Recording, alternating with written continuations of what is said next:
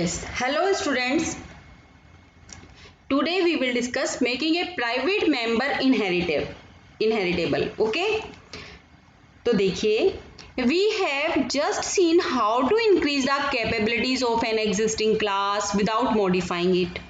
We have also seen that a private member of a base class cannot be inherited and therefore it is not available for the derived class directly. What do we do if the private data needs to be inherited by a derived class? This can be accomplished by modifying the visibility limit of the private member by making it public. This would make it accessible to all the other functions of the program, thus taking away the advantages of data hiding. Then C++ provides a third visibility modifier that is called the protected, which serve a limited purpose in inheritance. Member declared as protected is accessible by the member functions within its class and any class immediately derived from it. It cannot be accessed by the functions outside these two classes. Class can now use all the three visibility modes. What? Private, optional, visible to member functions, then protected, then public. We use three visibility modes. तो देखिए students, मैंने यहाँ पे आपको क्या बताया कि जब आप क्या करते हो कि पब्लिक कीवर्ड के स्थान पर आप प्राइवेट कीवर्ड का यूज करते हो तो प्राइवेट इनहेरिटेंस कहते हैं, राइट? अब देखा जाए तो कैसे कि जब एक क्लास को प्राइवेट इनहेरिटेंस द्वारा इनहेरिट किया जाता है तब इस ड्राइव्ड क्लास के ऑब्जेक्ट बेस क्लास के किसी भी मेंबर को एक्सेस नहीं कर पाते हैं।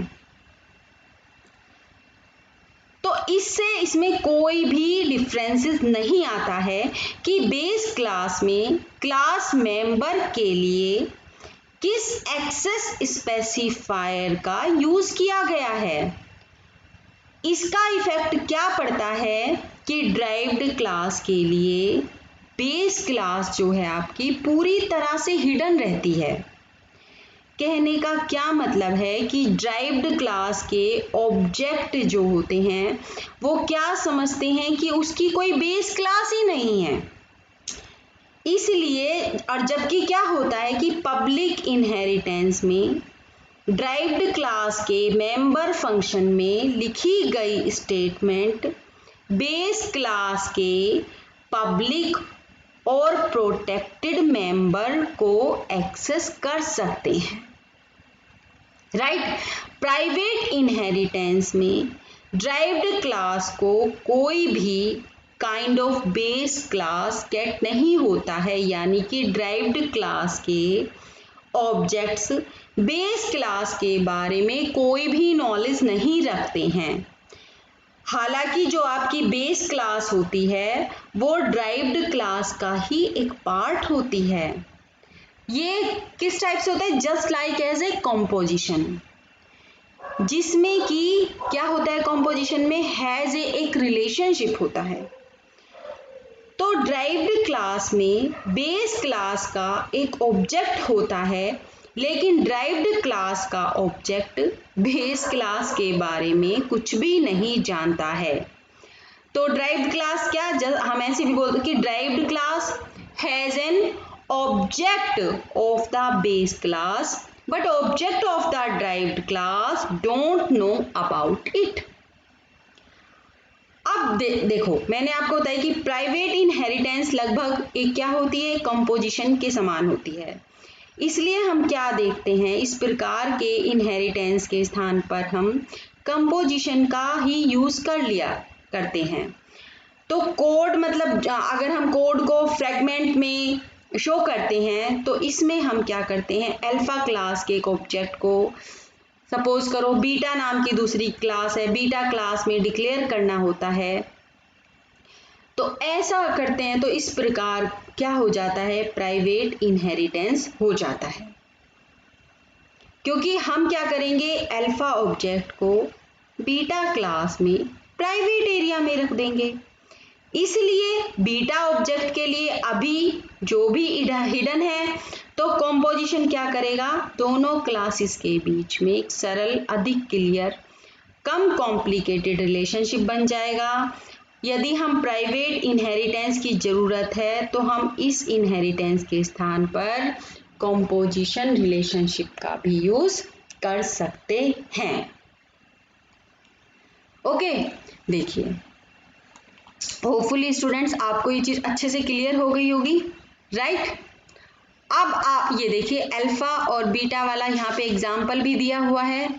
The keyword private protected in public may appear in any order any number of times the declaration of a class. For example class हमने देखिए क्लास एक बीटा क्लास है, protected, public, private, 3 visibility mode हम यहाँ पे use कर रहे हैं, तो इसे वैलिड क्लास डेफिनेशन है, ठीक है।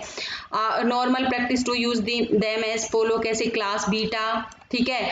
यहाँ पे अगर आपने कुछ भी विजिबिलिटी मोड डिक्लेयर नहीं किया है तो बाय डिफॉल्ट क्या ले लेगा, प्राइवेट। तो it is also possible to inherit a base class in protected mode non, जिसको हम क्या बोलते हैं, protected derivation. Protected derivation both the public and protected members of the base class become protected members of the derived class. बार बार ये चीज मैं आपको बता चुकी हूँ। अगर इसको समराइज फॉर्म में देखें तो how the visibility of base class members undergoes modification of all the 3 types of derivation. तो आप इस टेबल को फॉलो कर सकते हैं स्टूडेंट्स, टेबल 8.1 को। ओके, अब देखिए अगर रिव्यू करें access control to the private and protected members of the class, what are the various functions that can have access to these members. They could be, क्या होते हैं फंक्शन, क्या, that is a friend of the class, a member function of a class that is friend of the class, a member function of a derived class. So while the friend function and the member function of a friend class can have direct access to both the private and protected data, दोनों को access कर सकता है।